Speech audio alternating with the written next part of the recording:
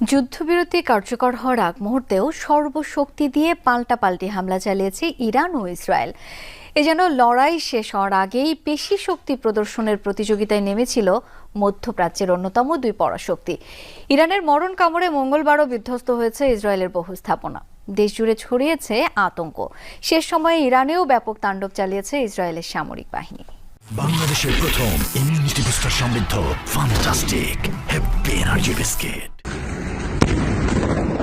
বিকট শব্দে মিসাইল বিস্ফোরণের এই দৃশ্য ইসরায়েলের। মঙ্গলবার ভোরে একের পর এক ক্ষেপণাস্ত্র আঘাত হানে দেশটির ভূখণ্ডে। মাত্র 1 ঘন্টায় 6 দফা মিসাইল হামলা চালিয়েছে ইরান। তাদের হামলায় সবচেয়ে বেশি ক্ষয়ক্ষতি ও হতাহতের শিকার হয়েছে ইসরায়েলের বিশেবা এলাকা। বিস্ফোরণের আওয়াজ ও বিশাল কালো ধোঁয়া দেখা যায় সেখানে।